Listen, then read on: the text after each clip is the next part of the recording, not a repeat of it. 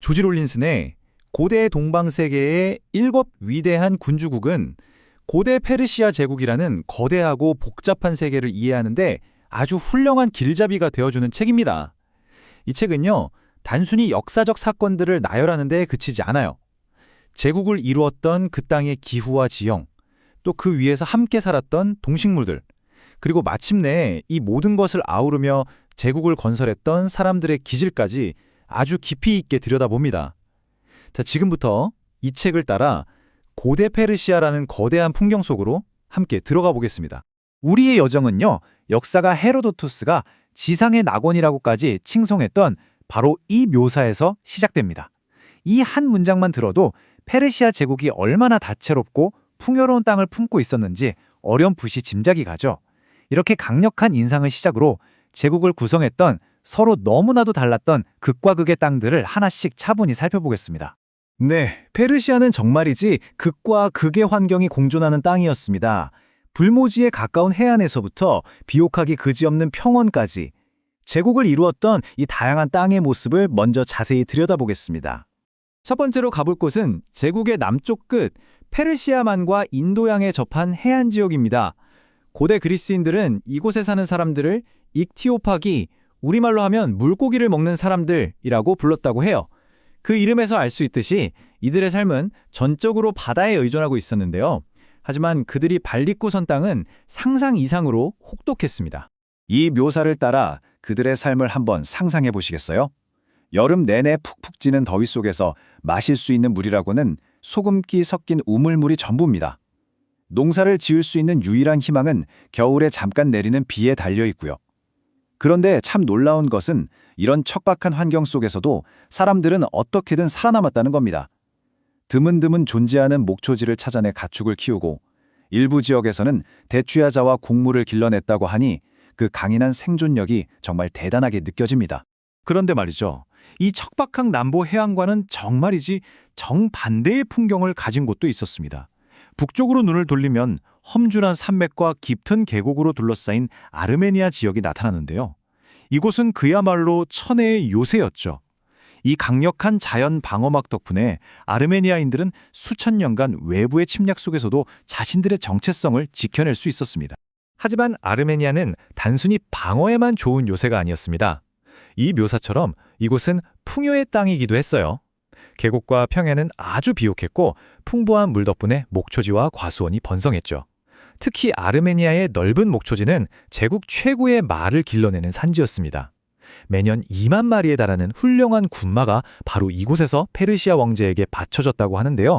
이게 바로 제국의 막강한 기병 전력을 유지하는 핵심적인 자원이었습니다. 이제 제국의 속주 중에서도 가장 독특하다고 할 수 있는 곳 이집트로 한번 가보겠습니다. 이집트 문명을 사실상 하나의 강, 바로 나일강에 의해 만들어졌다고 해도 과언이 아니죠. 사막 한가운데 자리 잡은 이집트의 모든 가치는 전적으로 나일강에서 비롯되었습니다. 이 문장이야말로 이집트와 나일강의 관계를 정말 완벽하게 요약해줍니다. 매년 여름이면 나일강은 어김없이 범람해서 저 멀리 에티오피아 고원으로부터 쓸려온 비옥한 퇴적물을 강 양쪽에 뿌려주었죠. 이게 바로 천연 비료가 된 겁니다. 덕분에 이집트 농부들은 최소한의 노력만으로도 엄청난 풍작을 거둘 수 있었습니다.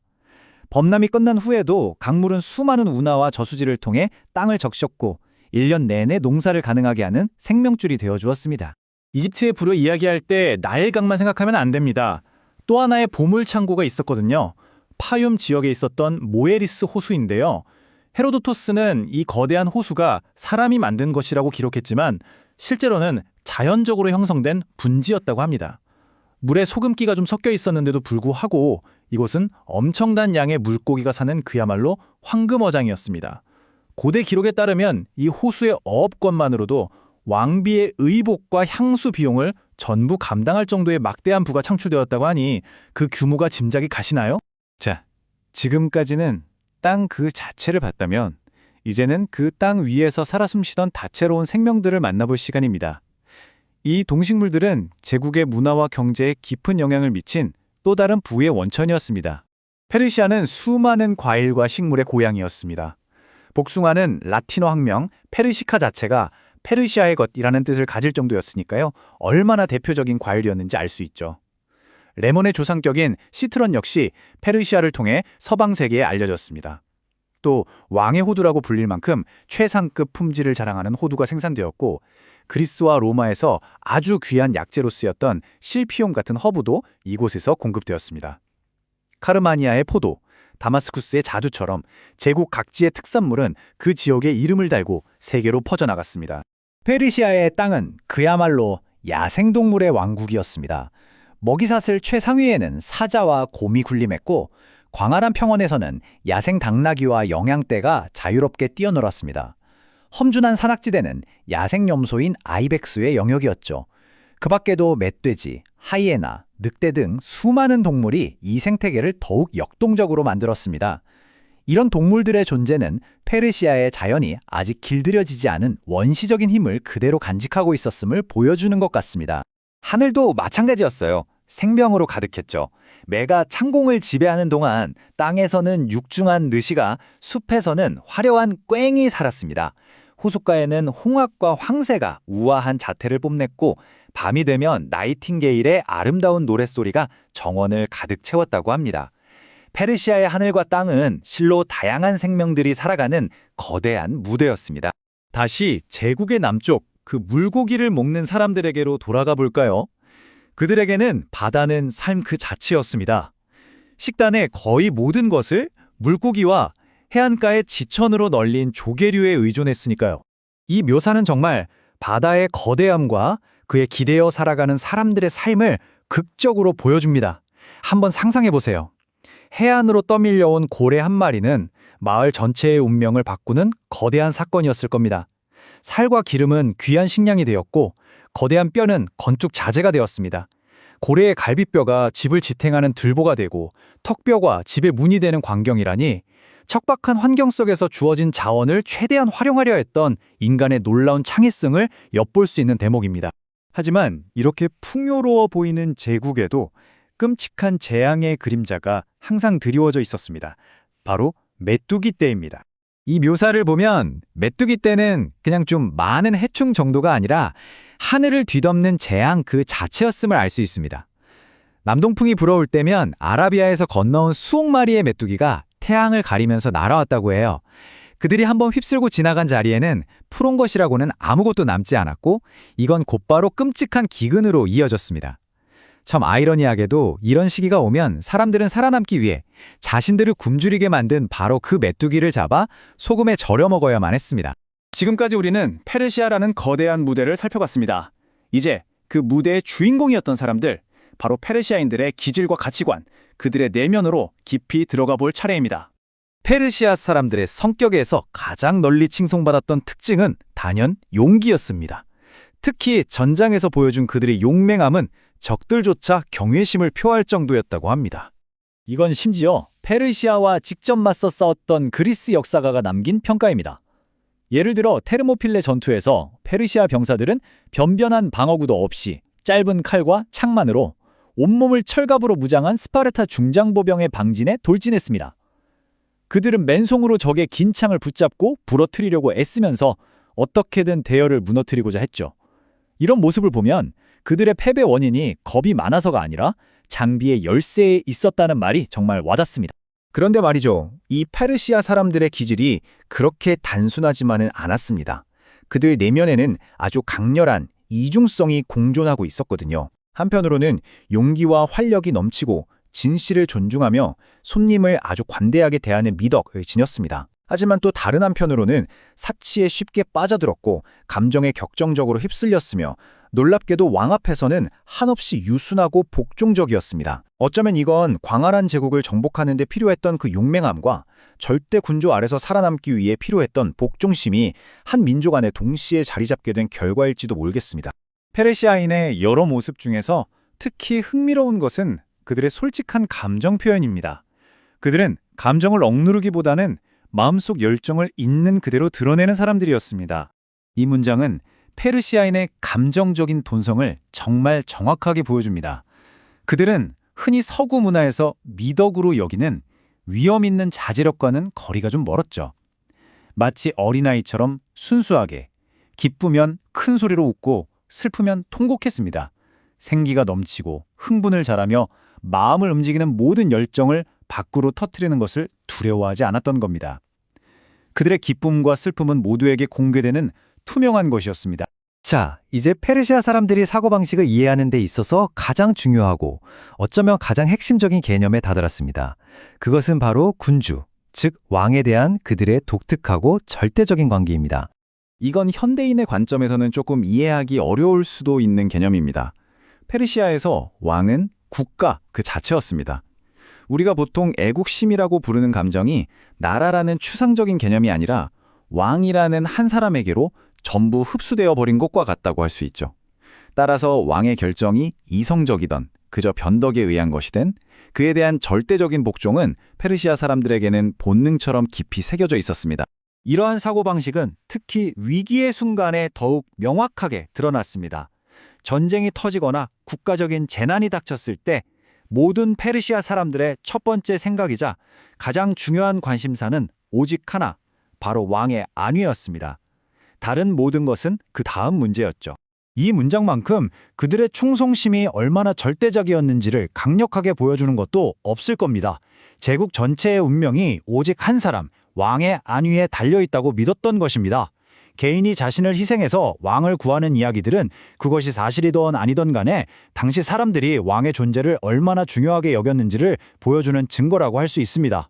왕만 무사하다면 제국이 어떤 재앙을 겪더라도 희망이 있다고 믿었던 거죠. 오늘 우리는 고대 페르시아 제국의 광활한 땅과 그 속에서 살아간 사람들의 복잡한 기질을 살펴보았습니다. 특히 왕에 대한 그 절대적인 충성심은 그들의 세계를 이해하는 아주 중요한 열쇠입니다. 이 마지막 질문은 우리가 앞으로 탐구할 페르시아의 정치, 전쟁, 그리고 사회를 이해하는 데 중요한 화두를 던져줍니다. 왕이 곧 국가인 세상에서 개인의 삶은 과연 어떤 의미를 가졌을까요? 이 질문에 대한 답을 찾아가는 여정은 다음 시간에 계속됩니다. 우리가 페르시아 제국하면 떠올리는 그 화려한 정복 신하들, 그 이면에는요, 이 거대한 제국을 묵묵히 떠받치고 있던 땅과 사람들이 있었습니다. 사실 제국의 진짜 힘은 단순히 칼과 창에서만 나온 게 아니었죠. 그건 바로 광활하고 다양한 지리, 거기서 나오는 풍부한 자원, 그리고 그 안에서 살아갔던 수많은 민족들, 이 모든 것의 총합이었다고 할 수 있습니다. 자, 그래서 이번에는 제국의 심장부였던 페르시아 본토에서부터 저 멀리 가장 먼 속주에 이르기까지 이 거대한 국가를 구성했던 자연 환경과 그 속에서 살아간 사람들의 삶을 한번 자세히 들여다볼까 합니다. 모든 이야기의 시작은 역시 중심부에서부터 출발해야겠죠? 바로 페르시아 본토, 그러니까 페르시아인들의 고향이자 제국의 심장이었던 페르시아 프로퍼라고 불리는 곳입니다. 이곳의 독특한 지리적 특성이 페르시아 사람들의 성격과 문화를 만드는데 아주 결정적인 역할을 했거든요. 이 땅은 말하자면 아주 극적인 두 얼굴을 가지고 있었습니다. 페르시아 본토는 크게 두 지역으로 나눌 수 있어요. 하나는 데쉬티스탄이라고 불리는 해안가의 저지대고 다른 하나는 내륙의 고원지대입니다. 이 책의 설명에 따르면요. 먼저 저지대인 데쉬티스탄은 정말 상상하기 힘들 정도로 덥고 건조한 곳이었습니다. 특히 여름에는 기온이 섭씨 50도를 넘나들 정도로 혹독했다고 하니까요. 반면에 내륙의 고원지대로 들어가면 이야기가 완전히 달라집니다. 겨울은 물론 춥지만 여름은 아주 쾌적해서 살기에 훨씬 좋았죠. 이렇게 하나의 땅 안에 극단적으로 다른 두 기후가 공존한다는 것. 이게 바로 페르시아 땅의 첫 번째 특징이었습니다. 이렇게 기후가 혹독한데도 페르시아 땅은 정말 풍요로운 결실을 맺는 축복받은 땅이었습니다. 특히 이 땅의 원산지였던 한 과일은 저 멀리 로마에까지 알려져서 페르시카, 즉 페르시아의 과일이라고 불리게 됐어요.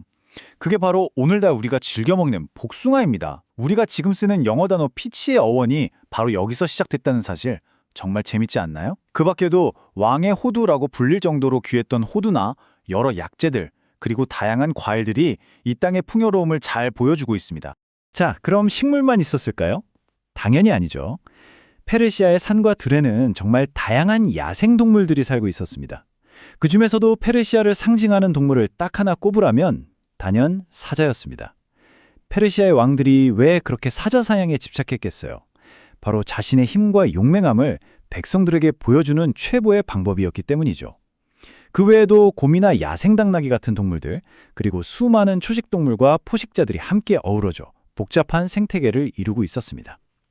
이 동물들은 페르시아 사람들에게는 식량이 되기도 하고 때로는 무서운 위협이 되기도 하면서 그들의 문화와 예술에 아주 깊은 영향을 주었습니다. 땅 위의 동물들뿐만 아니라 하늘과 물속 세상도 정말 풍요로웠습니다. 하늘에는 독수리나 매 같은 맹금류가 날아다녔고 땅에는 꿩이나 자고새 같은 새들이 중요한 사냥감이 되어주었죠. 또 호수나 강가에는 온갖 종류의 물새들이 살고 있었고요. 특히 해안 지역 사람들에게는 바다는 그야말로 생명의 원천이었습니다. 이 책에 따르면 이 사람들은 거의 물고기에만 의존해서 살았다고 해요. 그런데 가끔씩 해안으로 거대한 고래가 밀려오면 그게 마을 전체에는 엄청난 행운이었던 거예요. 이 책의 묘사를 보면 정말 놀라운데 고래 갈비뼈로 집기둥을 만들고 톡뼈로 문을 만들었다고 하니 그 크기가 얼마나 어마어마했을지 짐작이 가시죠? 하지만 이런 풍요로움 이면에는 아주 무서운 재앙의 그림자가 항상 도사리고 있었습니다. 바로 메뚜기 떼였죠. 남동풍이 불 때마다 아라비아에서 날아온 이 곤충들은요, 말 그대로 하늘을 새까맣게 뒤덮고 날아와서 눈에 보이는 모든 푸른 것들을 그야말로 흔적도 없이 먹어치우는 존재들이었습니다. 이 책의 묘사를 보면 정말 끔찍한 광경이 눈앞에 그려지는 것 같아요. 이런 재앙이 몇 년 동안 계속되면 끔찍한 기근이 찾아왔고 사람들은 살아남기 위해 정말 아이러니하게도 모든 걸 앗아간 그 재앙의 원인, 바로 그 메뚜기를 잡아먹으면서 겨우겨우 목숨을 이어가야만 했다는 겁니다. 자, 지금까지는 제국의 심장부인 페르시아 본토를 살펴봤는데요. 이제부터는 시야를 확 넓혀서 이 거대한 제국을 이루고 있던 다른 영토들, 즉 속주들을 함께 여행해 보려고 합니다. 이 여정을 따라가다 보면 페르시아 제국의 힘과 그 복잡성을 더 깊이 이해하게 되실 거예요. 남쪽 해안에서 시작해서 북쪽의 산맥, 서쪽의 낙원, 그리고 아프리카와 인도의 먼 땅까지 저와 함께 한번 떠나보시죠. 가장 먼저 가볼 곳은 남쪽 해안지대입니다. 이곳은 한마디로 척박함 그 자체였어요.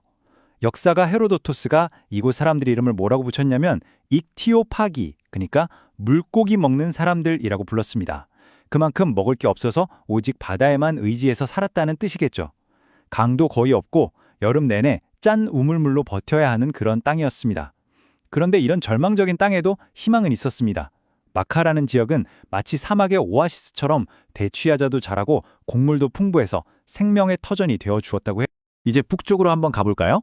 남쪽의 척박한 해안과는 정말 180도 다른 풍경이 펼쳐집니다. 험준한 산악지대죠. 특히 아르메니아는 그냥 험한 산골이 아니었어요. 물도 풍부하고 목초지도 비옥해서 제국에서 가장 가치 있는 땅 중 하나로 꼽혔습니다. 왜 그랬을까요? 바로 말 때문이었습니다. 매년 무려 2만 마리, 그냥 말도 아니고 최상급의 말을 페르시아 군대에 바쳤다고 하니 여기가 얼마나 중요한 곳이었는지 아시겠죠? 그 주변 캅가스 지역에도 사스페이레스나 콜키스인 같은 다양한 산악민족들이 살고 있었습니다. 이번에는 제국의 서쪽 끝, 지금의 터키가 있는 아나톨리아 반도로 가보겠습니다. 이것도 참 다양한 얼굴을 하고 있었어요. 북부 해안은 숲도 울창하고 물도 많았지만 좀 습한 기후였던 것 같아요. 그런데 서쪽 저지대로 가면 와, 정말 다른 세상이 펼쳐집니다. 역사가 헤로도토스가 이 지역을 보고 뭐라고 했냐면요, 지상의 낙원이라고 극찬을 했어요. 비옥한 평야, 온화한 기후, 풍부한 자원까지 정말 모든 걸 갖춘 땅이었던 거죠. 아나톨리아 남쪽 해안은 산이 많아서 지형이 좀 좁은 편이었어요. 하지만 그 사이사이에 있는 따뜻한 계곡들은 농사짓기 아주 좋은 곳이었죠. 그리고 지중해에 떠있는 섬, 키프로스. 이 섬은 제국의 정말 중요한 곳이었습니다. 땅이 비옥한 것도 있지만 키프로스의 진짜 가치는 땅 위에 있는 게 아니라 땅 속에 있었습니다. 바로 구리였죠. 여기서 나오는 구리가 어찌나 많고 유명했으면 나중에 로마 사람들이 구리라는 금속 자체를 키프로스의 것이라는 뜻으로 키프리움이라고 불렀을까요? 우리가 쓰는 커퍼라는 단어가 바로 여기서 나온 겁니다. 정말 신기하죠? 이제 남쪽으로 방향을 틀어서 아프리카 대륙으로 넘어가 보겠습니다. 제국에서 가장 부유하고 독특했던 속주, 바로 이집트입니다. 고대 그리스인들이 이집트를 딱 한마디로 정의했어요. 이집트는 나일강의 선물이다. 이보다 더 이집트 문명의 본질을 정확하게 꿰뚫는 표현이 있을까요? 이집트의 부, 농업, 생명, 심지어 종교까지 모든 것은 나일강에서 시작해서 나일강으로 끝났다고 해도 과언이 아닙니다. 자, 그럼 나일강이 어떻게 이집트를 지배했는지 한번 볼까요? 이건 마치 자연이 만들어낸 완벽한 농업 시스템 같았어요. 매년 어김없이 강이 범람하면서 상류의 영양가 높은 흙을 실어다가 땅에 쫙 깔아주는 겁니다. 자연이 알아서 비료를 뿌려주는 셈이죠. 그래서 이집트 농부들은 아주 적은 노력으로도 엄청난 수확을 거둘 수 있었습니다. 또 강물이 줄어드는 시기에는 강물을 끌어다가 농사를 지었고요. 거기다 모에리스 호수 같은 거대한 자연 저수지에서는 물고기가 엄청나게 잡혀서 제국의 큰 수입원이 되어주었습니다. 이 모든 게 나일강 덕분이었죠. 이집트에서 더 서쪽으로 가면 끝없는 리비아 서막이 나옵니다. 이 책에서는 이곳이 제국의 흑인 노예를 공급하는 슬픈 역사의 장소였다고 기록하고 있어요. 그리고 제국의 가장 서쪽 끝에는 키레나이카라는 곳이 있었는데 사막과는 정반대로 아주 비옥하고 아름다운 땅이었다고 합니다. 여기가 바로 페르시아 제국의 서쪽 경계선이었습니다. 자, 이번엔 다시 동쪽 끝으로 눈을 돌려볼까요? 제국의 가장 동쪽에 있던 인더스 계곡입니다. 여기에 아주 재미있는 지리적 특징이 있어요. 이 책의 설명에 따르면 인더스 계곡이랑 인도 본토 사이에 폭이 수백 킬로미터에 달하는 거대한 사막이 떡하니 버티고 있었던 겁니다. 이게 뭘 의미할까요?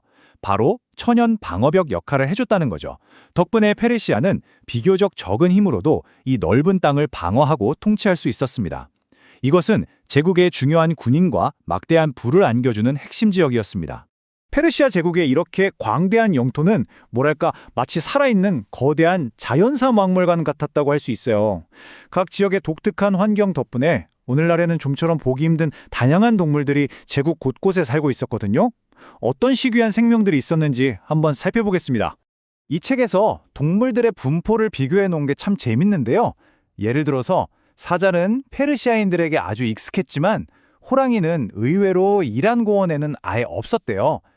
카스피의 연안 같은 저지대에만 살았다고 합니다. 코끼리는 이집트 남부와 인도 쪽에서 발견됐고요. 그리고 하마와 악어는 오직 이집트와 인더스강, 이 두 곳에서만 볼 수 있는 아주 특별한 동물이었습니다. 특히 이집트에서는 이 동물들을 신성하게 여겨서 숭배하기까지 했죠. 그 밖에도 제국 곳곳에는 정말 특색 있는 동물들이 많았습니다. 중앙아시아에 쌍봉락타도 있었고 메소포타미아에는 타조도 살았다고 해요.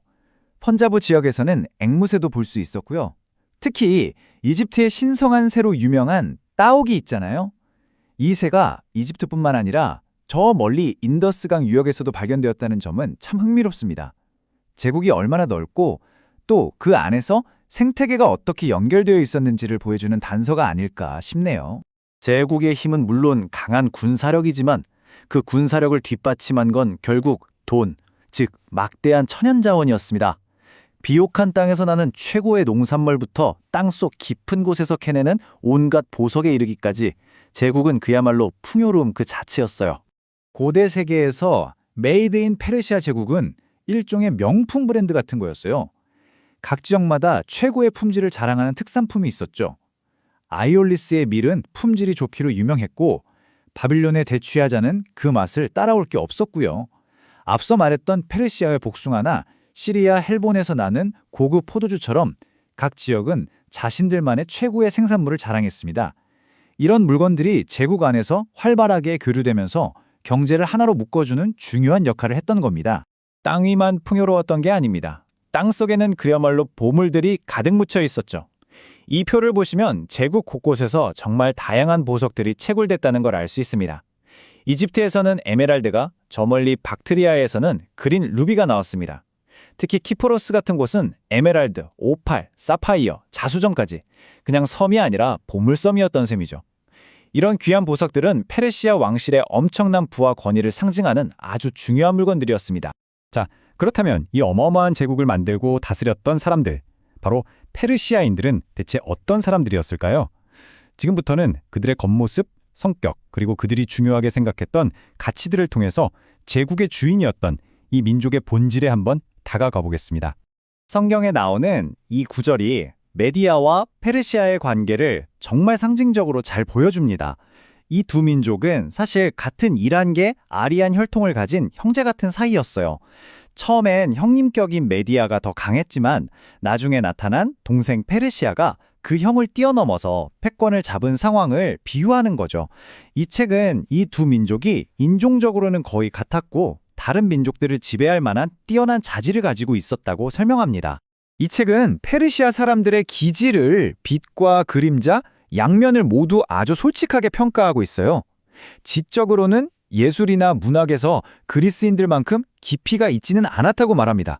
하지만 그들의 도덕적인 자질, 특히 초기 페르시아인들의 모습은 정말 인상적이에요. 그 용맹함은 적이었던 그리스인들조차 감탄할 정도였고 무엇보다 진실을 최고의 가치로 여겼습니다. 거짓말하는 것, 빚지는 것, 심지어 시장에서 물건값을 깎는 것까지도 진실을 흐리는 일이라며 아주 싫어했다고 해요. 그런데 이런 멋진 장점들 뒤에는 또 사치와 향락에 쉽게 빠지고 감정 기복이 심하며 특히 왕 앞에서는 거의 맹목적으로 복종하는 단점도 분명히 존재했습니다. 페르시아 사람들의 또 하나 재미있는 특징은요, 감정 표현에 정말 솔직했다는 거예요. 요즘 말로 하면 표정 관리가 안 되는 사람들이었다고 할까요? 이 책의 묘사를 보면 마치 어린아이처럼 자기 감정을 숨기지 않고 마음껏 웃고 울고 소리쳤다고 합니다. 슬픔이나 기쁨 같은 강렬한 감정이 끌어오를 때 그걸 억누르는 게 아니라 그냥 그대로 터뜨리는 걸 아주 자연스럽게 여겼던 거죠. 감정을 절제하는 걸 미덕으로 여겼던 로마 같은 문명과는 아주 다른 그들만의 독특한 모습이었습니다. 페르시아 사람들을 이해하려면 왕에 대한 그들의 태도를 빼놓을 수가 없습니다. 이 문장이 그 핵심을 정확히 짚어주는데요. 페르시아에서는 군주가 곧 국가 그 자체였다. 이게 무슨 말이냐면요. 나라를 사랑한다. 즉 애국심이라는 게 곧 왕 개인을 사랑하고 충성한다는 것과 완전히 똑같은 의미였다는 겁니다. 그래서 왕이 아무리 변덕스러운 명령을 내려도 의문을 갖지 않고 복종하는 게 당연하게 여겨졌어요. 전쟁터에서도 가장 중요한 건 왕 한 사람의 안전이었고 왕만 무사하면 나라가 망하는 것 같은 재앙도 견딜 수 있다고 생각할 정도였습니다. 자, 그럼 이런 성격을 가진 페르시아인들이 어떻게 그렇게 거대한 제국을 세우고 유지할 수 있었을까요? 그 비결은 바로 그들의 군사력에 있겠죠. 지금부터 제국이라는 거대한 기계를 움직였던 엔진, 그들의 군대를 한번 해부해 보겠습니다. 보병부터 기병 그리고 특수부대까지 그들의 군사 조직을 통해 정복의 비밀을 엿볼 수 있을 겁니다. 페르시아 군대의 핵심은 보병과 기병, 이 두 축이었습니다. 그런데 둘의 역할과 모습은 아주 달랐어요. 보병은 가죽옷에 작은 방패를 든 비교적 가벼운 무장을 하고 용맹하게 싸우는 스타일이었습니다. 방어력에는 좀 한계가 있었겠죠. 반면에 기병은 비늘 갑옷과 투구로 단단히 무장하고 빠른 기동성을 이용해서 창을 던지고 활을 쏘는데 아주 능했습니다. 페르시아 기병의 진짜 무서움은 바로 이 중기병에서 나왔습니다. 그들은 제국 최고의 명마였던 니사이산 말을 골라서 기수뿐만 아니라 말에게까지 철갑을 입혔어요. 이 첼의 묘사를 보면 말의 머리, 가슴, 심지어 허벅지까지 전부 기수가 입는 것과 같은 금속 갑옷으로 덮었다고 합니다. 사람과 말이 그야말로 강철로 하나가 된 살아있는 전차나 다름없었죠. 이런 부대가 전장을 향해 돌격해 온다고 상상해보세요. 정말 공포 그 자체였을 겁니다. 그럼 전차는 어땠을까요? 바퀴에 날카로운 낫을 단 이 무시무시한 모습의 전차, 과연 적진을 돌파하는 결정적인 무기였을까요? 이 책을 보면 페르시아인들도 전차에 거는 기대가 무척 컸지만 생각보다 그 활약은 미미했던 것 같아요. 덩치가 커서 오히려 적의 좋은 표적이 되기 쉬웠고 말을 모는 게 어려워서 무력화되기도 쉬웠기 때문이죠. 기대는 컸지만 실망스러운 결과로 끝나는 경우가 많았다고 합니다. 페르시아 군대가 강했던 또 다른 이유는 아주 체계적인 지휘 구조 덕분이었습니다. 아주 단순하고 명확한 십진법 시스템이었죠. 10명의 병사를 지휘하는 장교부터 시작해서 그 위로 100명, 1000명, 10,000명을 지휘하는 지휘관이 차례대로 있는 피라미드 구조였습니다. 이런 단순 명료한 구조가 수십만 명에 이르는 거대한 군대를 하나처럼 움직이게 만든 힘이었던 거죠. 육지에서의 막강한 힘과 더불어 페르시아는 바다 또한 지배했습니다. 그런데 여기서 아주 재미있는 사실이 하나 있어요. 정작 페르시아인들 자신은 뛰어난 뱃사람이 아니었다는 겁니다. 그들의 해군력은 제국에 정복당한 여러 해양 민족들의 기술과 노동력에서 나왔습니다. 이 그림을 보시면 한눈에 알 수 있죠. 페르시아 해군은 사실상 다국적 연합함대였던 셈입니다. 그 중에서도 기술과 실력이 가장 뛰어났던 건 바로 페니키아인들이었어요. 그 뒤를 이어서 아시아에 살던 그리스인들, 그리고 이집트가 해군의 큰 축을 담당했습니다. 페르시아는 이들의 힘을 빌려서 바다를 지배했던 거죠. 당시 지중해를 지배했던 최강의 전투함, 바로 이 3단 노선이었습니다. 이른 그대로 3단으로 배치된 수많은 노잡이들이 뿜어내는 힘으로 움직이는 배였죠. 이 배는 활을 쏘거나 칼싸움을 하는 곳이 아니었어요. 배 자체가 하나의 거대한 창이었습니다. 전속력으로 달려가서 뱃머리에 달린 단단한 쇠 부리로 적의 배를 그냥 들이받아 부숴버리는 아주 강력한 무기였습니다. 페르시아 해군은 바로 이 3단 노선을 주력으로 삼아서 지중해의 패권을 장악했습니다. 자, 지금까지 우리는 페르시아 제국이라는 거대한 유기체를 구성하는 뼈대와 근육을 살펴봤습니다. 땅, 자원, 사람들, 그리고 군사력까지요. 그런데 이렇게 다양하고 거대한 것들을 하나로 묶어서 수백 년 동안이나 유지시켰던 그 힘은 대체 어디서 나왔을까요? 그 비밀은 바로 통치 시스템에 있었습니다. 다음 시간에는 바로 그 제국의 두뇌와 신경계에 해당하는 왕과 궁정, 그리고 천재적인 행정 시스템이었던 사트라피 제도에 대해 자세히 알아보도록 하겠습니다.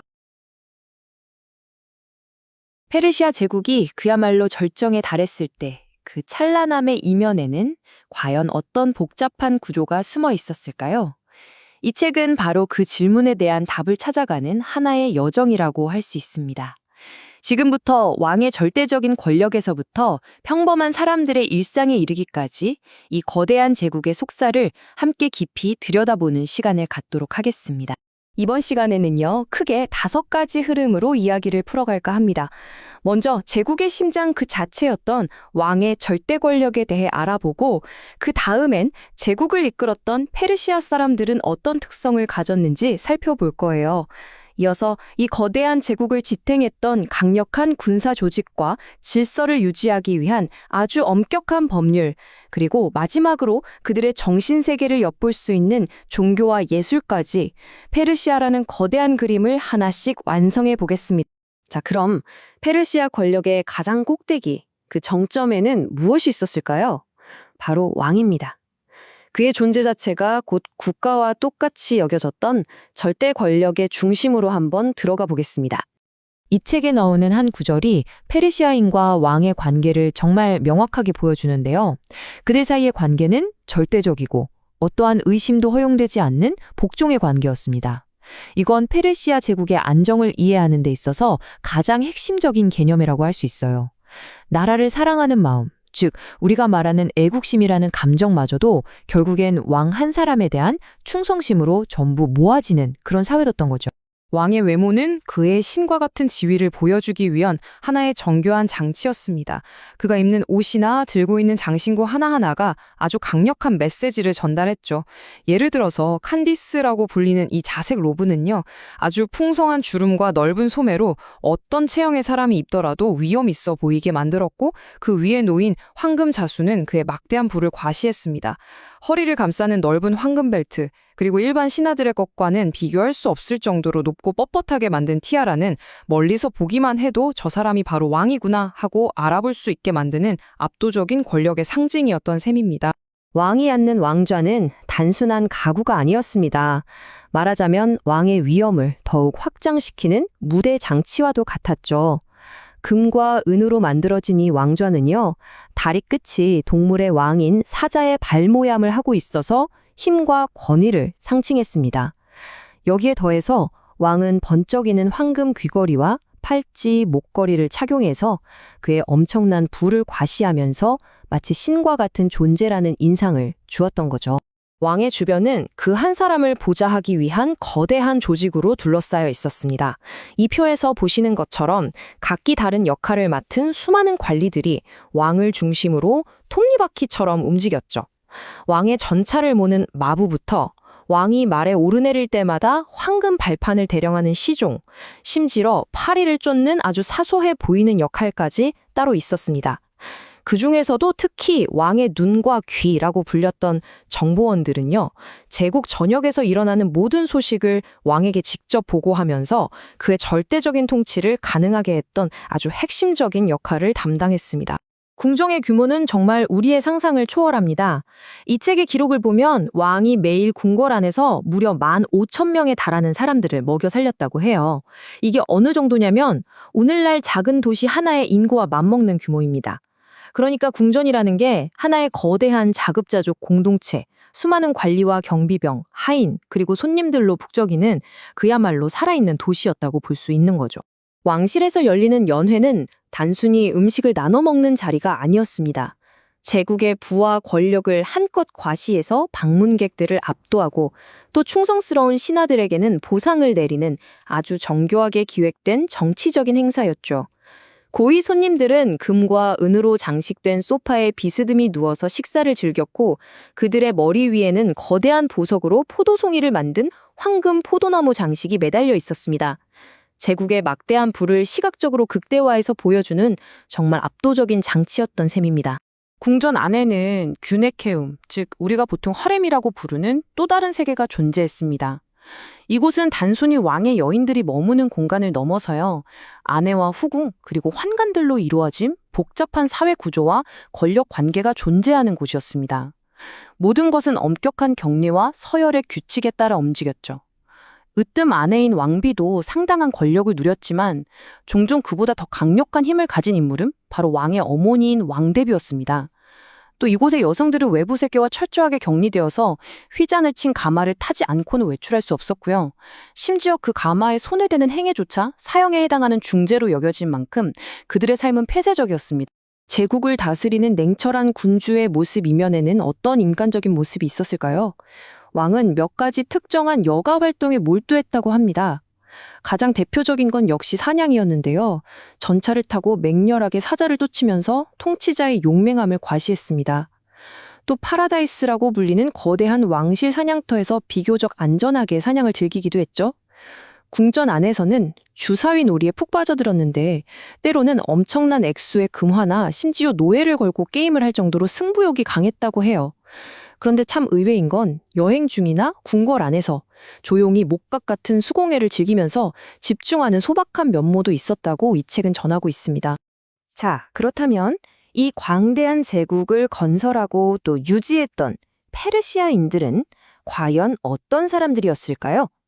이제 시선을 왕에게서 제국의 구성원들에게로 한번 돌려보겠습니다. 그들의 성격과 가치관, 그리고 그들을 만든 교육 방식은 어땠는지 깊이 살펴보겠습니다. 이 책은 페르시아인의 성격에 나타나는 아주 흥미로운 변화를 묘사하고 있습니다.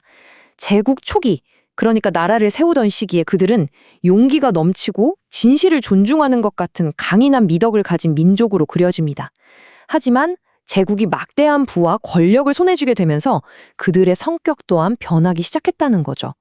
사치와 안락함 속에서 초기의 그 개척 정신은 점차 희미해지고 자기 방종이나 감정적인 탐닉 같은 모습들이 나타나게 되었다고 이 책은 분석하고 있습니다. 페르시아인들의 용맹함은요, 당대 최강이라고 불렸던 적들조차 인정하고 기록으로 남길 정도였습니다. 이 인용문을 한번 보세요.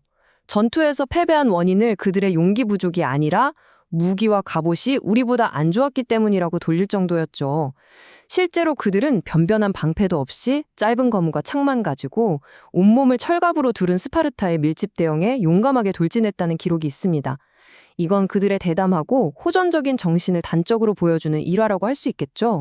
페르시아 제국의 진짜 힘은 바로 이 혹독한 교육 시스템에서 나왔다고 해도 과언이 아닐 겁니다. 5살부터 20살까지 무려 15년 동안 이어지는 이 교육의 목표는 단 하나였습니다. 강인하고 절제할 줄 알며 절대적으로 진실한 전사를 만드는 것이었죠.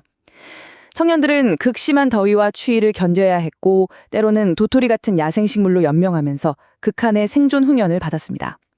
신체 단련과 함께 교육에서 가장 중요하게 여겼던 핵심 가치는 바로 진실이었습니다. 여기서 흥미로운 점은요, 오늘날 우리가 생각하는 읽고 쓰는 능력보다는 영웅들의 이야기를 담은 서사시를 통해 도덕과 종교를 배우는 것을 더 중요하게 생각했다는 점입니다. 아마도 제국에 대한 충성심과 공동체 의식을 키우는데 더 효과적이라고 판단했기 때문이겠죠. 이렇게 15년 동안의 혹독한 훈련을 마친 페르시아 남성의 삶은 제국에 대한 봉사로 이어졌습니다. 대부분은 군인으로서 제국 각지에 속주로 파견되어 그 광대한 영토의 질서를 유지하는 중추적인 역할을 담당했죠.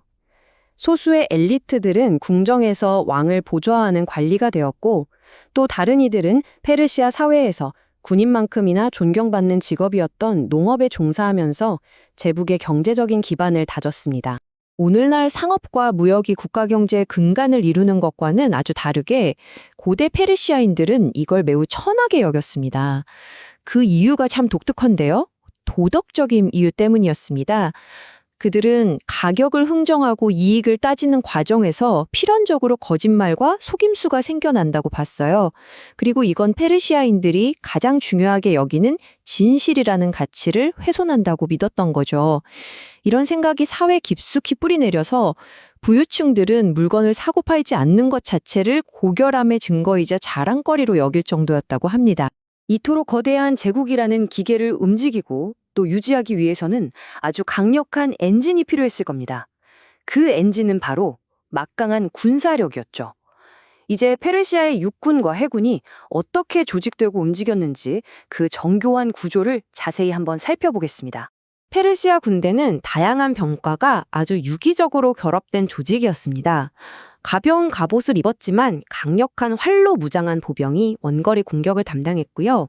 기수와 말까지 전부 쇠사슬 갑옷으로 무장시킨 강력한 중기병 부대는 적진을 돌파하는 핵심적인 역할을 했습니다. 특히 니사이아산 명마를 탄 이 중기병 부대는 당대 최강의 돌격 부대로 명성이 높았다고 해요. 반면에 바퀴에 낫을 단 전차는 적에게 공포심을 주기 위해 운용되었지만 덩치가 크고 둔해서 실전에서는 적의 공격에 쉽게 노출되는 등 생각보다 효과적이지는 못했다고 합니다.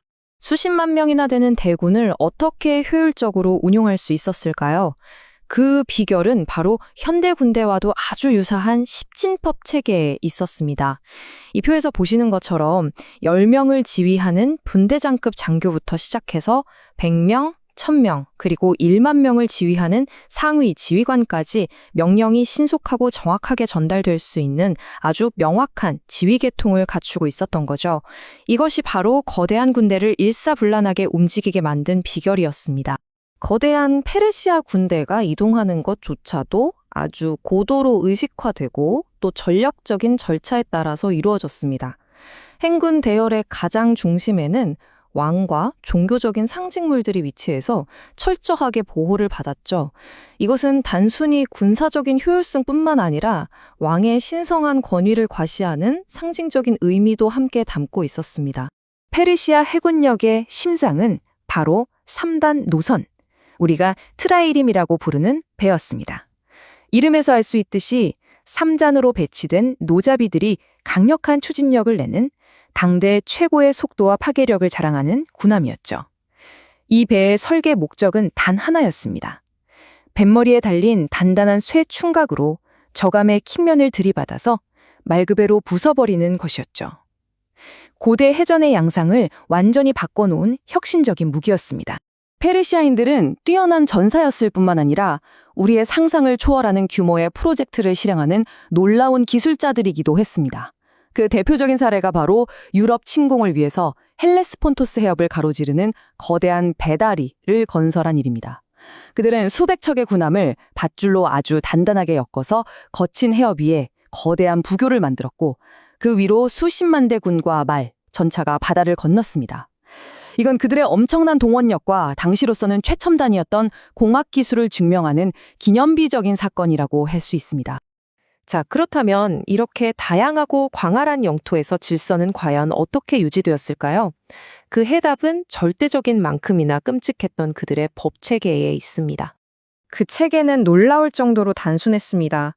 왕이 곧 최고 재판관이었으며 왕의 말이 곧 법이고 그의 결정은 최종적이었습니다. 법이라는 게 결국 왕의 의지 그 자체였고 여기에 이의를 제기하거나 항소할 수 있는 사람은 아무도 없었죠. 이러한 절대적인 권한은 필연적으로 극단적인 결과를 낳게 됩니다. 이 책은 페르시아의 끔찍한 처형 방법들을 아주 상세하게 기록하고 있습니다.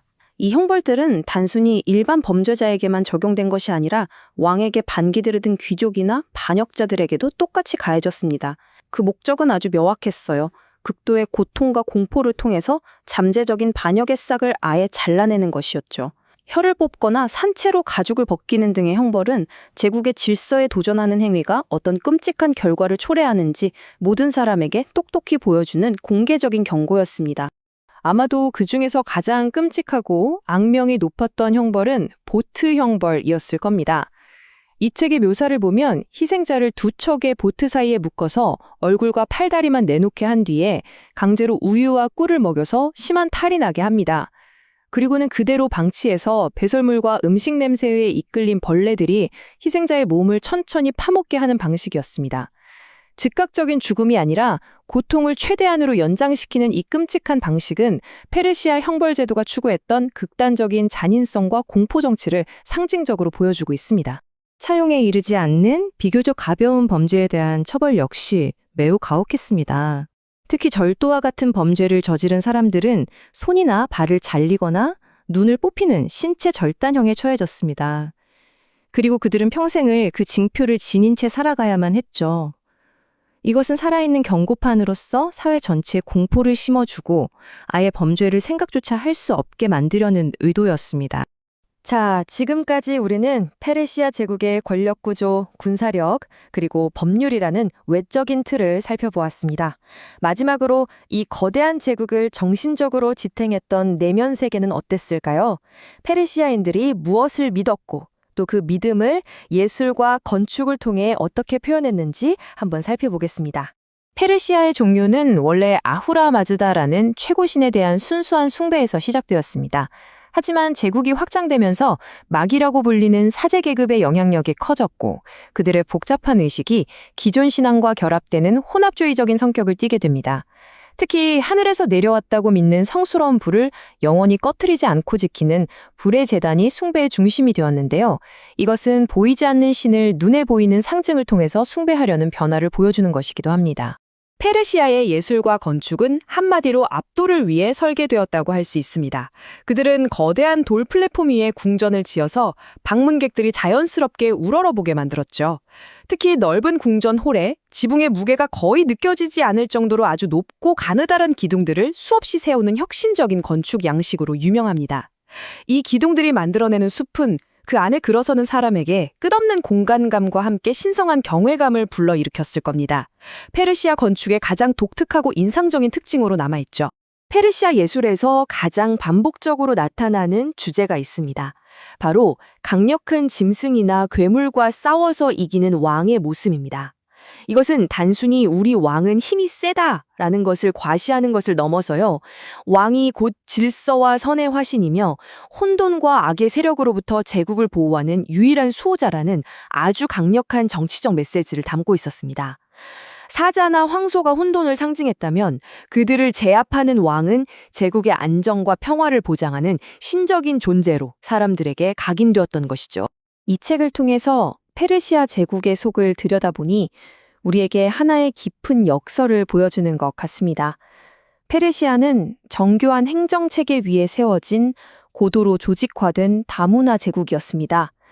하지만 그 화려하고 거대한 제국을 하나로 단단히 묶어준 접착제는 왕에 대한 절대적인 충성심, 그리고 그 이면에 그림자처럼 따라다녔던 잔혹한 처벌에 대한 끔찍한 공포였습니다. 결국 질서와 공포, 이 양립하기 힘들어 보이는 두 개의 기둥이 위대한 페르시아 제국을 지탱하고 있었던 것은 아닐까요? 캄비세스의 갑작스러운 죽음 이후 제국은 그야말로 혼돈의 소용돌이에 휘말리게 됩니다. 왕위는 텅 비었고 그 공백을 틈타서 한 찬탈자가 그림자 속에서 쓱 나타나 페르시아의 심장부로 손을 뻗기 시작했죠. 캄비세스가 죽었다는 소식이 전해지자마자 마구스 출신의 한 남자가 나타나서 자기가 바로 왕의 동생 스메르디스라고 주장하면서 왕위를 차지합니다. 근데 여러분, 진짜 스메르디스는 이미 기밀리에 살해당한 뒤였거든요. 그러니까 그의 정체를 의심하는 사람이 거의 없었던 거죠. 심지어 이 가짜 왕은 세금을 깎아주는 것처럼 사람들의 마음을 얻는 정책을 펴면서 아주 빠르게 권력을 다져나갔습니다. 하지만 그의 정체를 의심하는 사람들이 있었습니다. 바로 페르시아의 7 귀족 가문이었는데요. 이들은 새 왕에게 귀가 없다는 아주 결정적인 단서를 포착하게 되어 그리고 그가 사기꾼이라는 걸 확신하게 되죠. 결국 다리우스를 포함한 이 7명의 공모자들은 한밤중에 궁전을 급습해서 이 거짓 왕을 처단합니다. 자, 왕전은 다시 비었습니다. 이제 7명의 공모자 중에서 새로운 왕을 정해야 했죠. 전설에 따르면요. 해가 뜰 때 말이 가장 먼저 우는 사람이 왕이 되기로 했다고 해요. 그리고 바로 다리우스의 말이 울었습니다. 하지만 다리우스의 진정한 위대함은 이렇게 왕위에 오르는 과정이 아니라 이 거대하고 복잡한 제국을 어떻게 조직하고 관리했는지 그 탁월한 능력에서 드러납니다. 그럼 다리우스가 왕이 되어서 가장 먼저 한 일은 무엇이었을까요? 네, 바로 질서를 회복하는 것이었습니다. 그는 찬탈자가 파괴했던 조로아스타교 사원들을 다시 짓고 전통신앙을 복원시켰어요. 이게 그냥 단순한 종교 활동이 아니고요. 혼란에 빠진 페르시아의 정체성을 바로 세우고 동시에 자기 통치에 정당성을 부여하는 아주 중요한 정치적인 행보였던 겁니다. 하지만 다리우스의 시작이 그렇게 순탄하지만은 않았습니다. 제국의 거의 모든 속주에서 거의 동시에 반란이 일어났거든요. 그는 이 반란들을 아주 무자비하게 진압하면서 자신의 권위를 세워나갔습니다. 반란 지도자들은 잔혹하게 처형되었고요. 이 모든 승리의 기록은 베이스툰 비문이라는 거대한 바위에 여러 언어로 새겨졌습니다. 이건 제국 전역에 왕의 절대적인 힘을 과시하는 일종의 선전물이었던 셈이죠. 이 책의 저자는 다리우스의 업적을 이렇게 평가합니다. 그는 제국이 조악하고 이질적인 요소들이 부적절하게 뒤섞인 덩어리임을 발견했다. 그는 그것을 간결하고 규칙적으로 조직된 통일체로 남겼다. 이 말이 정말 중요한데요. 즉, 그는 그냥 땅만 넓힌 정복자가 아니었다는 거예요. 그의 진짜 비전은 흩어져 있는 수많은 영토를 마치 하나의 유기체처럼 살아 움직이는 국가로 만드는 것이었고, 이를 위해서 제국의 신경망과 골격을 설계하기 시작했습니다. 그 설계의 가장 핵심이 바로 이 사트라프 제도입니다. 그는 이 광대한 제국을 약 20개의 사트라프, 그러니까 오늘날의 도나 주 같은 행정구역으로 나눴습니다. 그리고 각 구역에 왕의 대리인인 총독, 사트라프를 파견했죠. 이게 바로 로마 제국보다도 수백 년이나 앞선 세계 최초의 체계적인 지방 행정 시스템의 시작이었습니다. 그런데 여기서 다리우스의 진짜 천재성이 드러납니다. 그는 총독 한 명에게 모든 권력을 몰아주지 않았어요. 여기 보시는 것처럼 민정을 담당하는 총독, 군대를 지휘하는 사령관, 그리고 왕의 눈과 귀가 되는 서기관, 이 세 명의 권력을 완벽하게 분리시킨 거죠. 그리고 가장 중요한 점은 이들 모두가 서로를 견제하면서 왕에게 직접 보고했다는 겁니다. 정말 기가 막힌 견제와 균형 시스템이죠. 이러니 지병 총독이 40배로 반란을 일으키는 건 사실상 불가능에 가까워진 겁니다. 통제는 여기서 그치지 않았습니다. 다리우스는 왕의 눈과 귀라고 불리는 비밀 감찰관들을 불시에 파견해서 지방을 감시하게 했어요. 이 감찰관들은 왕의 친족인 경우도 많았다고 하죠. 여기에 더해서 주요 도시에는 왕에게만 충성하는 군대를 주둔시켜서 현지 세력과 총독이 결탁하는 걸 원천적으로 차단했습니다. 말 그대로 제국 전역에 촘촘한 감시망이 펼쳐져 있었던 셈입니다. 이 모든 시스템을 하나로 묶고 제국을 살아 숨쉬게 만든 혈관, 그게 바로 왕의 길입니다. 수도인 수사네에서 서쪽 끝 사리데스까지 무려 2,400km에 달하는 이 길은 단순한 도로가 아니었어요. 일정한 간격마다 있는 역참에는 늘 새로운 말과 전령이 대기하고 있었고, 덕분에 왕의 명령이 며칠 만에 제국 반대편까지 전달될 수 있었죠. 이건 군대와 정보가 거의 빛의 속도로 움직일 수 있게 만든 제국의 대동맥이었습니다. 제국의 재정도도 마찬가지였습니다. 이전까지 세금은 선물이라는 이름으로 내는 아주 불규칙한 곡물이었어요. 언제 얼마나 내야 할지 알 수가 없었죠. 다리우스는 이걸 싹 폐지하고 각 지역의 생산력에 따라서 명확한 액수를 정해진 세금으로 납부하겠습니다. 물론 백성들 입장에선 무거운 부담이었겠지만 총독들의 자위적인 수탈을 막고 제국의 안정적인 수입을 보장하는 아주 혁신적인 조세 제도였던 거죠. 자, 이렇게 잘 조직된 제국을 유지하고 또 확장시킨 힘은 과연 어디에서 나왔을까요? 그건 바로 강력한 군대입니다. 지금부터 페르시아 군대의 심장부로 한번 들어가 보겠습니다. 페르시아군의 주력인 보병은요, 가벼운 복장에 짧은 검과 창, 그리고 강력한 활로 무장했습니다. 이 책에 따르면 이들은 정말 용맹했지만 그리스 중장보병과 비교하면 방어구가 거의 없다시피 했어요. 고리버덜, 그러니까 버드나무 가지 같은 걸로 엮은 방패가 유일한 보호막이었죠. 결국 그 빈약한 장비를 순전히 그들의 용기로 메워야 했던 셈입니다. 하지만 페르시아군의 진짜 힘은 기병에 있었습니다. 빠른 기동력으로 적을 교란하는 경기병도 강력했지만 소수의 정예부대인 중기병은 그야말로 고대 탱크라고 할 수 있었습니다. 기수와 말 모두 금속 갑옷으로 완전히 무장하고 적진을 향해 그대로 돌격해서 전열을 박살내버리는 정말 무시무시한 충격 부대였죠. 페르시아군은 낯달린 전차라는 아주 공포스러운 무기도 운영했습니다. 바퀴축에 달린 칼날로 적 보병들을 베어버리는 이 무기는 그 모습만으로도 심리적인 효과가 엄청났죠. 하지만 이 책에서는 그 실효성에 대해서는 약간 의문을 제기합니다. 전차는 너무 크고 눈에 잘 띄는 표적이라서 적의 집중 공격에 쉽게 무력화되곤 했다는 겁니다. 이렇게나 다양한 민족으로 구성된 제국을 어떻게 통솔했을까요? 놀랍게도 페르시아는 아주 현대적인 십진법 기반의 지휘 체계를 갖추고 있었습니다. 10인대장부터 만인대장까지 명확한 계급 구조를 통해서 이 거대한 군대를 일사불란하게 지휘할 수 있었던 거죠. 다리우스의 통치 아래 제국은 안정을 찾았습니다. 하지만 서쪽에서는 서서히 갈등의 먹구름이 몰려오고 있었어요. 바로 이오니아의 그리스 도시들이 페르시아의 지배에 반기를 들기 시작한 겁니다. 반란은 밀레투스의 참주였던 아리스타고라스가 시작했습니다. 그는 그리스 본토에 도움을 요청했고 스파르타는 거절했지만 아테네는 응했죠.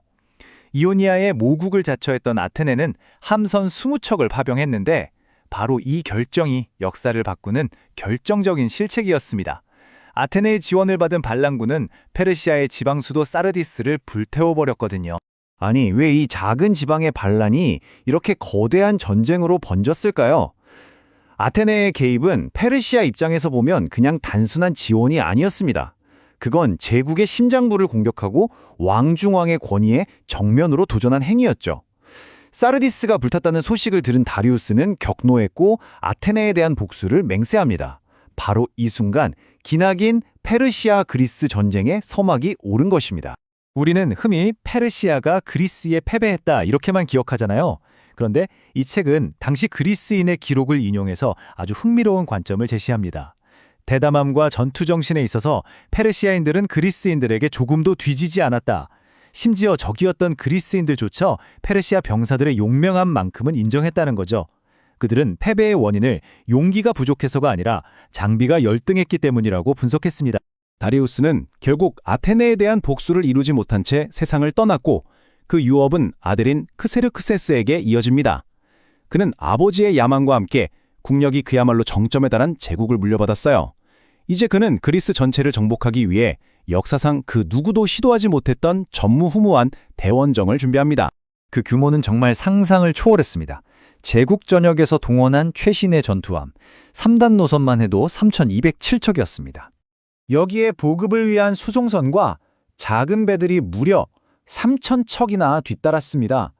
바다가 그냥 함대로 뒤덮이는 광경이었겠죠. 크세르크세스의 야망은 단순히 군대의 규모에만 머물지 않았습니다. 그는 아시아와 유럽을 가르는 헬레스폰터스 해협에 다리를 놓아서 말 그대로 바다의 목에 멍에를 씌우려고 했습니다. 이건 자연조차 정복하겠다는 제국의 오만함과 자신감을 보여주는 아주 상징적인 사건이었어요. 수백 척의 배를 이어서 만든 이 부교는 당대 최고의 공학기술이 집약된 것이었습니다. 하지만 첫 번째 다리가 폭풍에 파괴되자 크세르크세스는 분노해서 바다에 채찍질을 하고 기술자들을 처형했다고 하죠.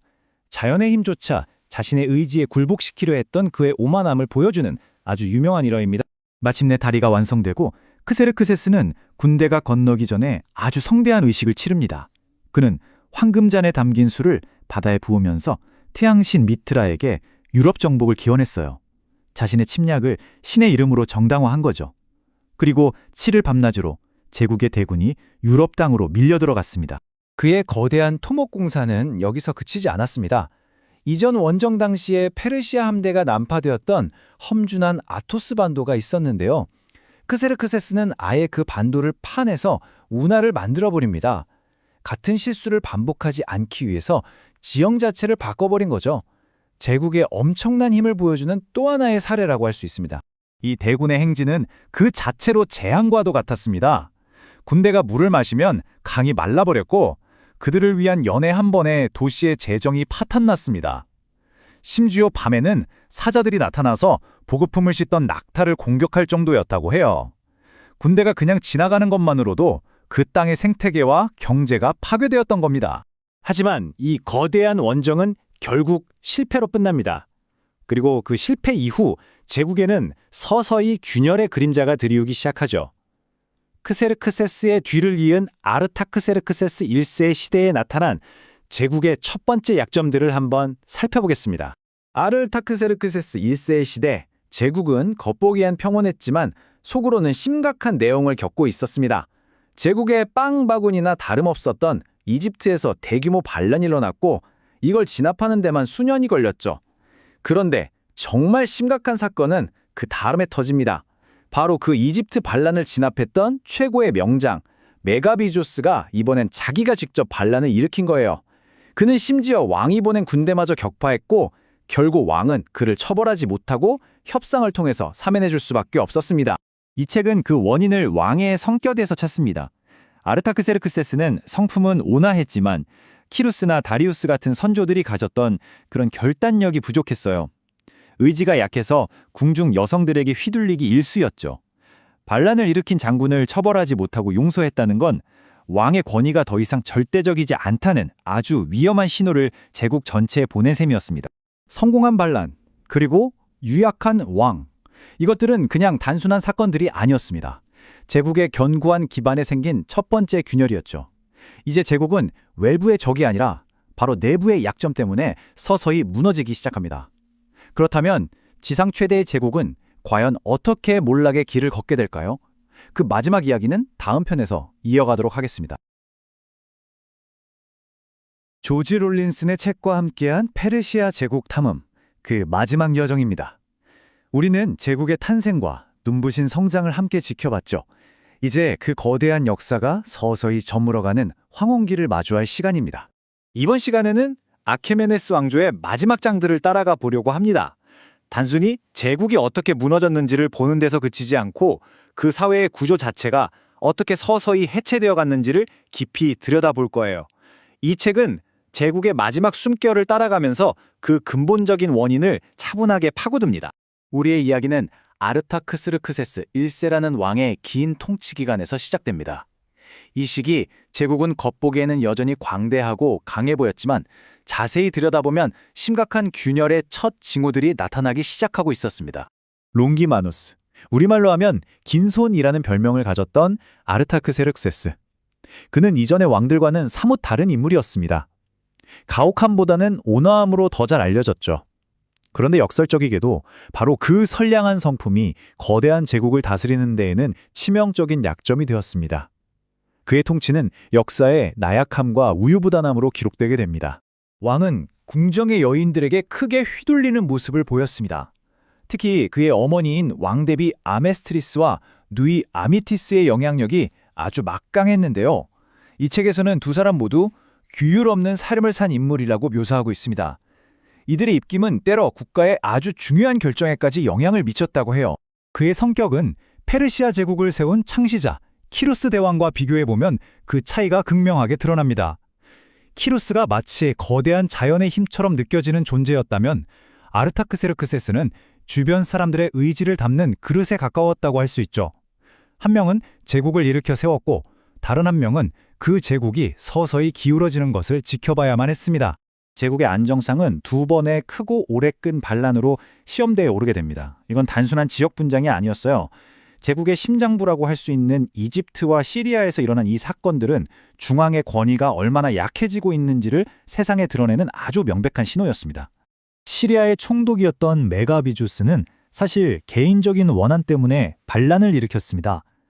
자신의 안전을 약속했던 이집트 반란 지도자 이나루스가 왕대비 아메스트리스의 사주로 처형당하자 이에 크게 분노한 거죠. 그는 왕이 직접 보낸 군대를 상대로 계속해서 승리를 거두면서 중앙정부가 얼마나 무력한지를 보여주었습니다. 이 문장 하나가 당시 상황이 얼마나 심각했는지를 잘 보여줍니다.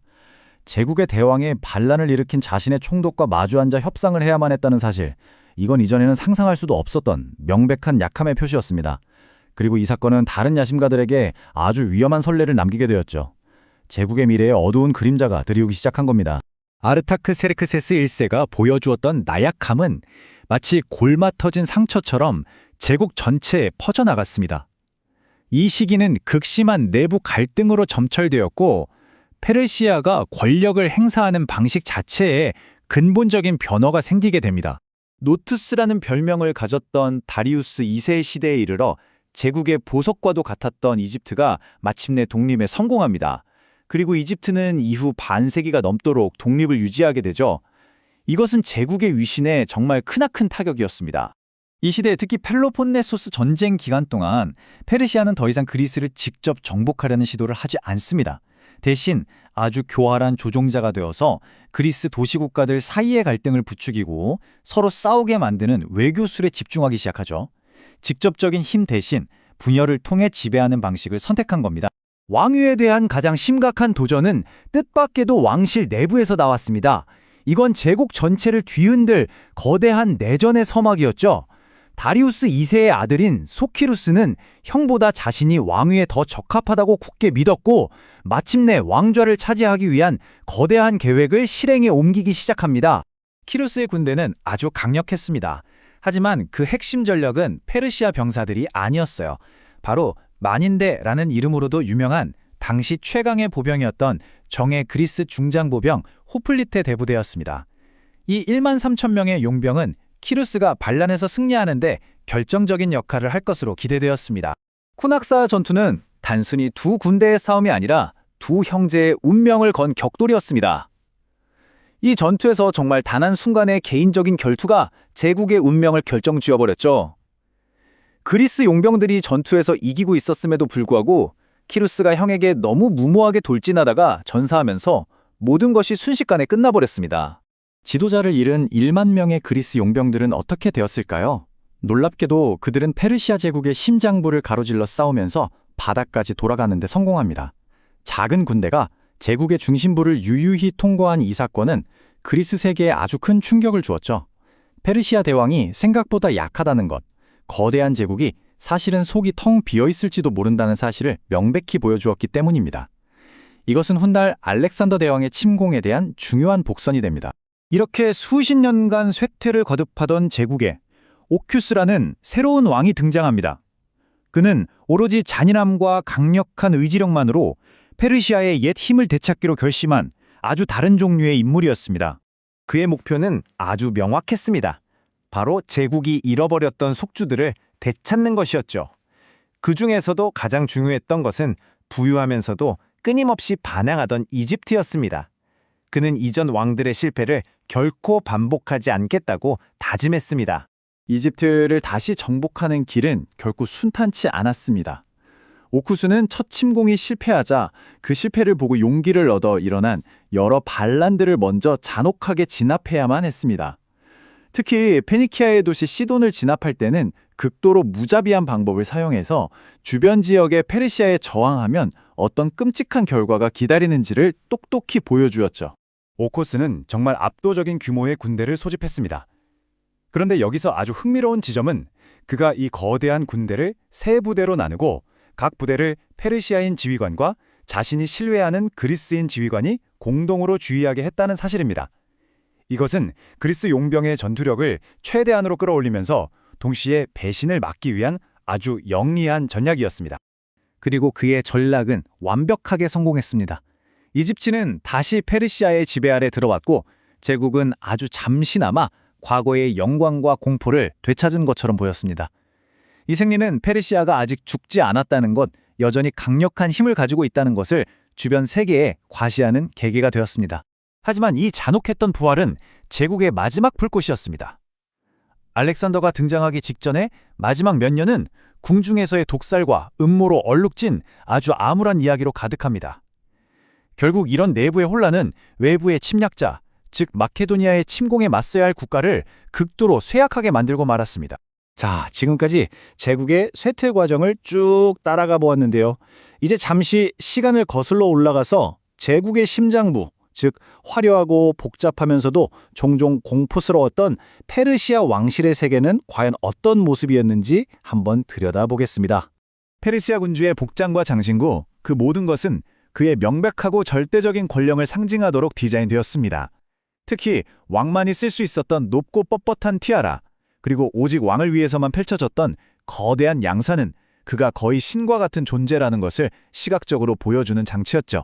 우리가 흔히 하렘이라고 부르는 곳, 바로 귀나이케움은 그 자체로 하나의 독립된 세계였습니다.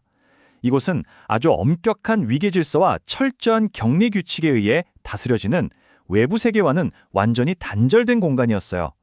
수많은 여성들이 왕의 총애를 받기 위해 경쟁하며 살았던 곳입니다. 궁전 안에서는 여성의 권력이 아주 중요했습니다. 그리고 그 누구도 현재 왕의 어머니, 즉 왕대비보다 더 큰 영향력을 가질 수는 없었습니다. 그녀의 권위는 때로 왕 자신의 권위를 능가하기도 했어요. 만찬 자리에서 왕비는 왕의 아래쪽에 앉았지만 왕대비는 왕의 위쪽에 앉았다는 사실은 그녀의 압도적인 지위를 상징적으로 보여주는 장면입니다. 궁정의 규모는 우리의 상상을 초월합니다. 왕의 가족은 수백 명의 후궁을 포함했고 광대한 관료 조직과 시종들이 있었죠. 그리고 궁궐 안에서는 매일 무려 1만 5천 명의 식사가 제공되었다고 합니다. 이것은 제국의 부와 권력이 한 사람에게 얼마나 엄청나게 집중되어 있었는지를 보여주는 단적인 예라고 할 수 있습니다. 왕의 여가 활동은 사자 같은 맹수를 쫓는 위험하고 격렬한 활동부터 한가롭게 나무를 깎는 단순한 수공예까지 아주 다양했습니다. 여기서 흥미로운 점은 왕이 직접 책을 읽는 경우는 거의 없었다는 사실입니다. 학문적인 탐구보다는 신체적인 활동이나 단순한 오락을 더 선호했던 것으로 보입니다. 우리가 볼 수 있는 수많은 페르시아의 조각이나 비문들을 통틀어 여성의 모습은 거의 찾아볼 수가 없습니다. 이것은 사생활과 신중함을 아주 중요하게 여겼던 당시의 엄격한 규범을 반영하는 것인데요. 여성이 공적인 영역에서는 철저히 배제되었음을 짐작하게 합니다. 이 궁정의 화려함 이면에는 극도의 잔인함이 자리 잡고 있었습니다. 페르시아의 사법체계는 상상을 초월하는 공포를 자아내기 위해 고안된 아주 끔찍하고 기이한 처벌들로 가득했습니다. 이 책은 보트 형벌처럼 인간이 같은 인간에게 얼마나 끔찍해질 수 있는지를 보여주는 처벌들을 상세하게 기록하고 있습니다. 이제 페르시아인들의 문화적 그리고 정신적인 세계로 들어가 보겠습니다. 그들만의 독특한 예술적인 감각과 시간이 흐르면서 변화해간 종교적인 신념을 한번 살펴보겠습니다. 나무를 주로 사용했던 이전 시대의 민족들과는 달리 페르시아인들은 높고 가느다란 삭조 기둥을 사용하는 기술을 완성했습니다. 이를 통해서 방문하는 사람들을 압도하는 거대하고 튼튼한 건축물들을 만들어냈죠. 지금도 남아있는 페르세폴리스의 유적이 바로 그 대표적인 예입니다. 페르시아 왕실의 예술은 몇 가지 핵심적인 주제에 집중되어 있었습니다. 이 모든 주제는 결국 군주의 신성한 통치권, 그의 영웅적인 모습, 그리고 자연과 혼돈의 힘을 완전히 지배하는 그의 절대적인 능력을 강조하는 데 그 목적이 있었습니다. 말하자면 이 조각들은 왕의 위대함을 돌에 새겨넣은 일종의 선전물이었던 셈입니다. 페르시아의 신앙은 시간이 흐르면서 상당한 변화를 겪었습니다. 초기에는 오르마즈드라는 단일 최고신을 숭배하는 거의 유일신 사상에 가까운 순수한 형태로 시작했지만 후대에는 마귀교의 이원론적인 세계관이나 의례적인 관습들과 융합되는 모습을 보입니다. 이것은 제국이 여러 문화를 흡수하면서 종교적으로도 혼합주의적인 성격을 띠게 되었음을 보여주는 좋은 예입니다. 이 책은 페르시아 문화의 한계를 명확하게 지적하고 있습니다. 그들의 문화는 정복하고 통치하고 왕의 영광을 드러내는 데 초점이 맞춰져 있었을 뿐 학문적이거나 과학적인 탐구에는 큰 관심이 없었다는 거죠. 이러한 지적인 활동은 주로 바빌로니아인이나 그리스인 같은 피지배 민족들의 몫이었습니다. 자, 이제 마지막으로 2세기가 넘는 기간 동안 이 광대한 제국을 건설하고 또 유지했던 페르시아 사람들의 성격은 과연 어떠했을까요? 이 책은 그들의 특성을 분석하면서 설명을 마무리합니다. 이 책은 페르시아인들이 일종의 이중적인 본성을 가진 민족이었다고 그리고 있습니다. 초기에는 용맹함과 정직함 같은 강인한 미덕을 가진 사람들이었지만 나중에는 제국이 제공하는 사치와 쾌락에 굴복하게 되었다는 것입니다. 제국의 성공이 역설적이게도 그들의 좋은 점들을 쇠퇴하게 만든 셈이죠. 아마도 페르시아인의 가장 결정적인 특징은 왕과의 관계였을 겁니다. 충성심은 단지 의무가 아니라 그들 정체성의 중심 기동이었습니다. 국가나 민족에 대한 충성보다 왕 개인에 대한 충성이 모든 다른 가치를 압도했습니다. 이것이 제국을 하나로 묶은 강력한 힘이었지만 동시에 개인의 자유를 억압하는 족쇄이기도 했습니다. 아케메네스 제국은 결국 알렉산더에게 무너졌습니다. 하지만 그 제국의 흥망성쇠가 던지는 질문들, 그리고 그들이 만들어냈던 여러 시스템들은 그 이후에 등장하는 모든 제국들을 통해 계속해서 울려 퍼졌습니다. 페르시아의 유산은 단지 오래된 폐허 속에만 남아있는 것이 아니라 어쩌면 오늘날 우리가 살아가는 국가와 권력의 구조 속에도 여전히 그 흔적을 남기고 있는지도 모릅니다.